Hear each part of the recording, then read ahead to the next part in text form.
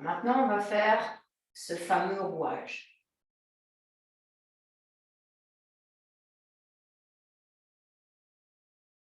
Quand vous entrez dans ce qu'on appelle l'énergétique, il faut vraiment sortir de tout ce qu'on a toujours appris. C'est vraiment un univers qui est impalpable, qui est invisible.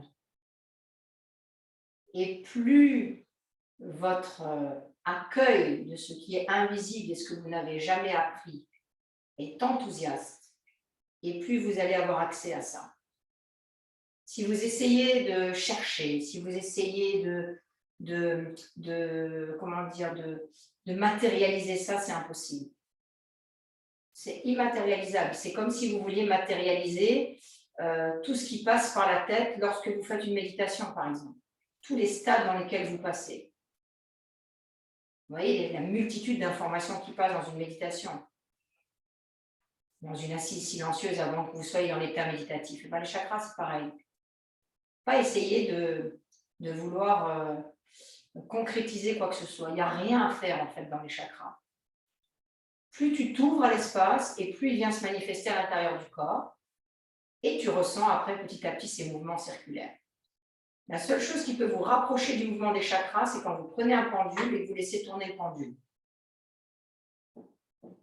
Vous mettez une intention sur le pendule et le pendule, il va aller vers ou pas ce que vous avez matérialisé, mentalisé comme intention. Ben, les chakras, c'est pareil. Vous posez votre intention sur le premier chakra et votre intention, c'est de sentir l'énergie qui se véhicule dans cet endroit. Plus votre intention sera forte, plus vous sentirez quelque chose à cet endroit. Ça marche? On ne met pas le bandeau. Placez vos mains sur vos genoux, regardez droit devant vous. Donc, le corps, il est fait de muscles, entre autres, hein, et on va se servir d'abord de notre matière musculaire pour percevoir la zone. Donc, au niveau du premier chakra, le Mooladhara, c'est l'anus, les muscles de l'anus, au milieu des fesses, et les muscles du périnée que vous allez activer. Donc, d'abord, vous allez les activer ensemble. Vous allez les contracter, les relâcher. L'anus et le périnée.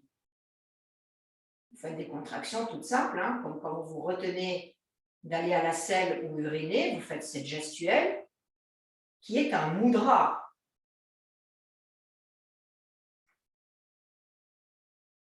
C'est une gestuelle très énergétique que vous apprendrez en yoga. Donc l'anus se rétracte ainsi que le périnée. Je fais comme ça des mouvements. Fermez vos yeux.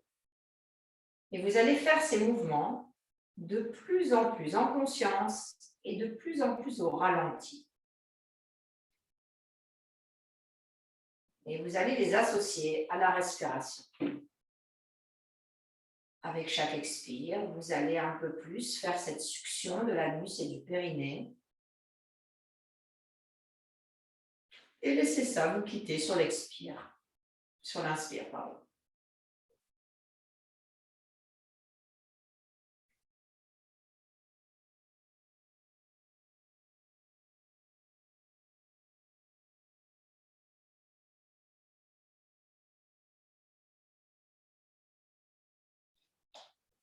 Et vous allez de plus en plus loin. Vous allez chercher, voir ce qui se passe, vous trouvez vos limites.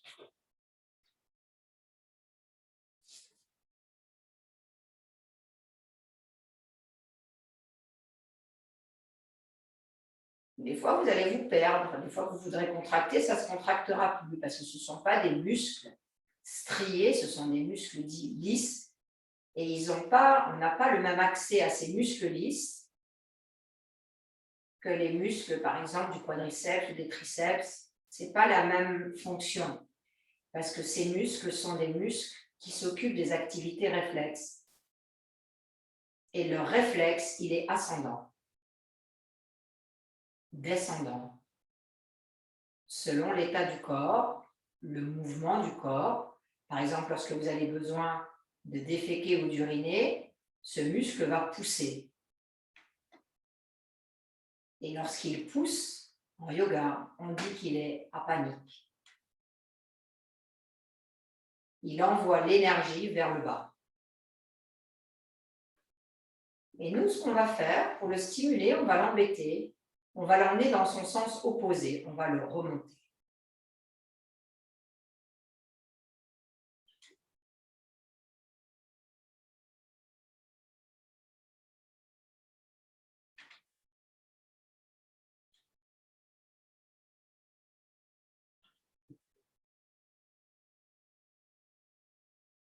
Donc l'expire qui est normalement une poussée apanique qui va dégager et évacuer, on s'en sert comme une traction, une succion, et c'est ça qu'on appelle un mudra.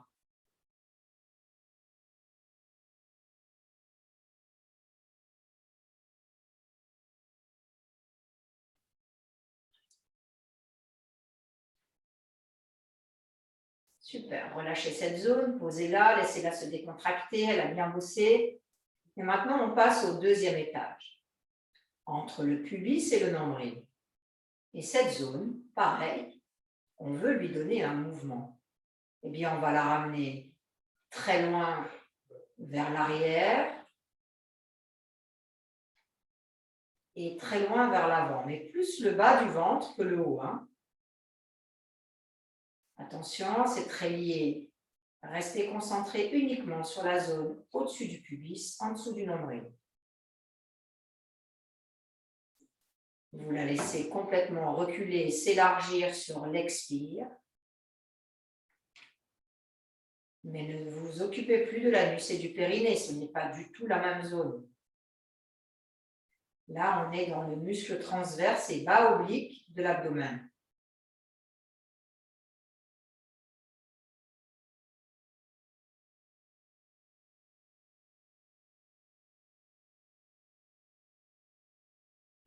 Et il est possible que certains élèves n'aient aucun accès à cette zone. N'ayant pas du tout l'habitude de se concentrer sur le corps, lorsqu'ils demandent un influx quelque part, il n'y va pas. Et c'est normal. Persévérez.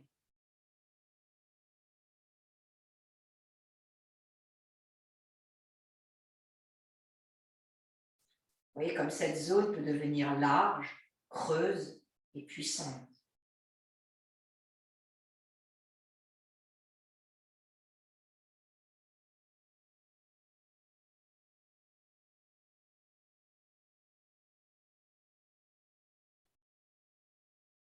Reprenez une respiration normale. Laissez la zone se replacer. N'agissez plus du tout sur elle. Donc, vous avez réussi à agir déjà sur le muscle de l'anus, le muscle du périnée, le muscle du bas-ventre. Et maintenant, on monte. Alors, sachez que dans le Mula Adhara, il y a l'anus et le périnée. Le muscle transverse du bas-ventre, qui fait partie du deuxième chakra. Le troisième, c'est au-dessus du nombril. C'est une zone très difficile à atteindre. Donc, pareil, sur l'expire, vous abandonnez les premiers étages et vous vous occupez uniquement du troisième. Et vous essayez de mettre une vie à cet endroit, une succion, une traction, une ouverture.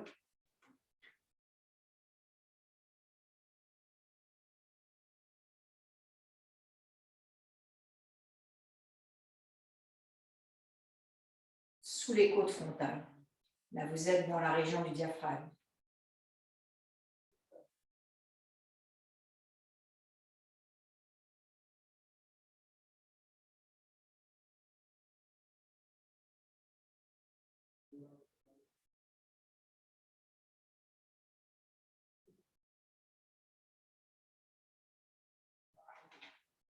Peut-être vous n'arrivez pas du tout à dissocier le deuxième du troisième, le premier du deuxième. C'est normal. Vous entrez dans ce qu'on appelle la pratique énergétique. Et ça demande de lâcher complètement le mental. Le mental, il ne peut rien faire là-dedans. Il n'a pas de place. D'ailleurs, il sait se retirer de lui-même parce que cette matière-là, il n'a pas l'habitude. Il ne sait pas ce qu'il doit faire.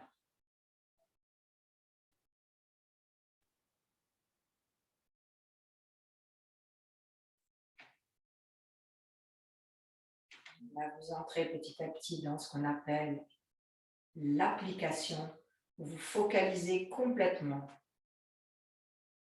l'esprit sur un endroit. Et vous soutenez, vous maintenez l'esprit sur cet endroit. Et ça va devenir petit à petit de l'attention vers la concentration.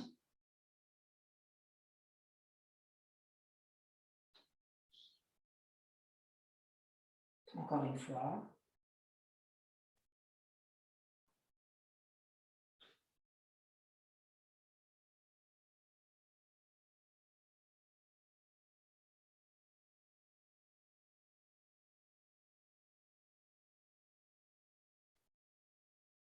Reprenez une respiration normale. Gardez vos yeux fermés.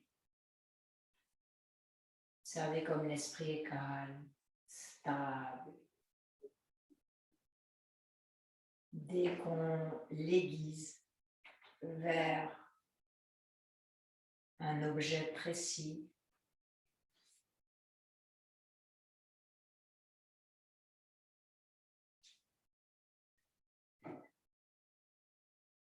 montez maintenant dans la poitrine. Installez-vous sensoriellement dans la poitrine.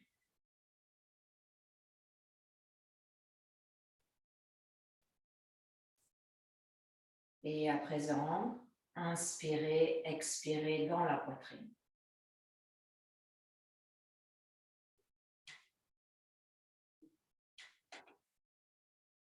Sentez comme ça se résorbe sur l'expire, comme les muscles intercostaux se réduisent. Et sur l'inspire, l'espace qui se crée entre les côtes latérales, les côtes frontales, le sternum et les côtes.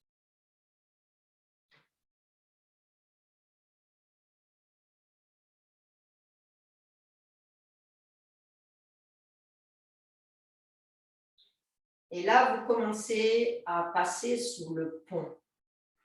Ça veut dire que jusqu'à présent, vous aviez beaucoup plus facilement accès à la sensation musculaire. Quand vous arrivez au Hridaya, l'espace du cœur, ça change tout. C'est le passage entre ce que vous pouvez exprimer physiquement et ce que vous allez pouvoir exprimer subtilement. Il n'y aura plus d'espace, ça ne bougera plus musculairement. Il faudra trouver d'autres accès.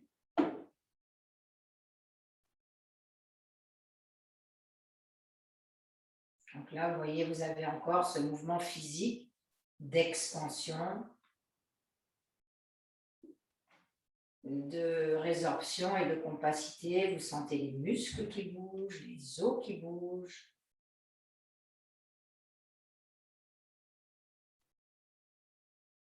Ça reste du domaine grossier.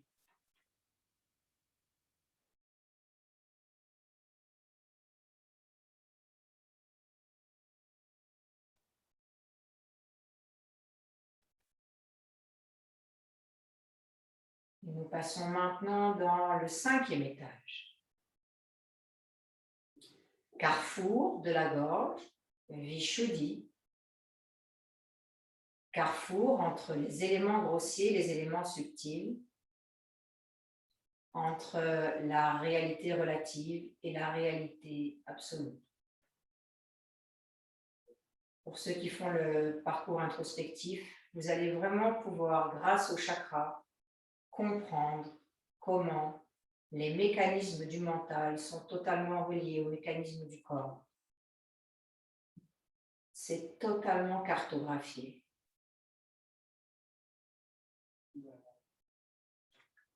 À présent, la gorge, Vishuddhi, sans que la poitrine ne s'exprime, va réaliser le souffle, inspirationnel, expirationnel.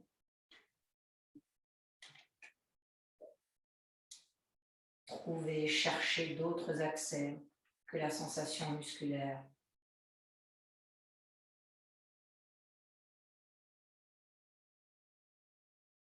Laissez faire l'espace.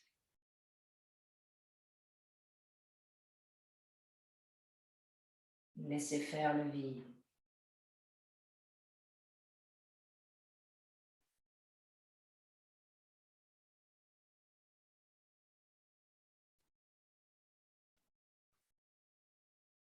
Ressentez par vous-même comme ça devient subtil.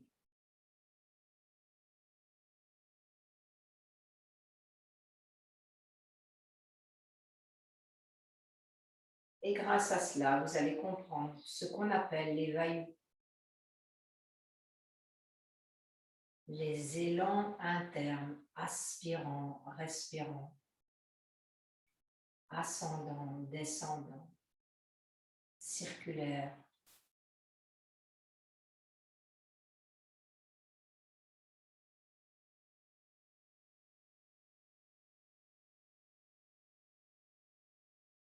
Montez entre vos sourcils.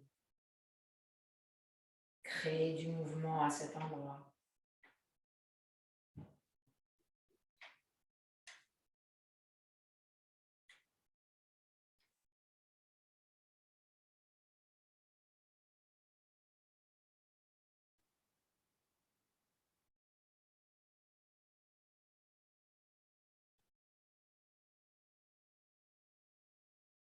Ressentez ce qui se passe comme un halo très large qui devient bien plus large que le corps sur l'inspire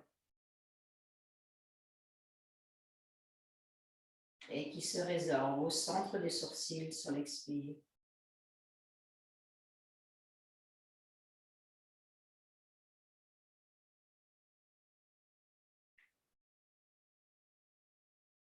N'essayez pas de ressentir, n'essayez pas de trouver quelque chose, n'essayez pas, juste soyez concentrés au centre de vos sourcils, ça suffit. Avec en arrière-plan ce mouvement inspirant, respirant, expirant.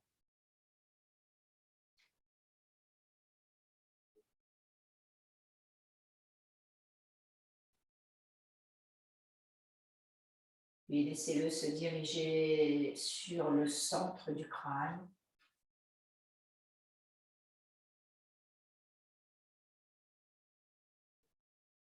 Et laissez le centre du crâne devenir cet espace complètement ouvert.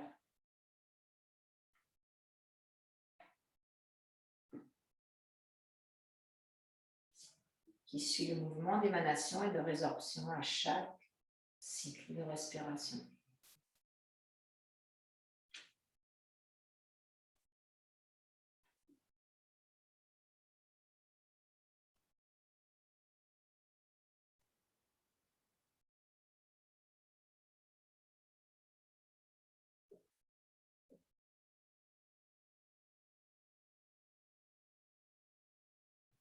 Puis vous pouvez quitter l'observation, ne plus ajuster l'attention sur quoi que ce soit, juste être là, présent, dans le ici et maintenant. Première étape de la méditation de Jhana.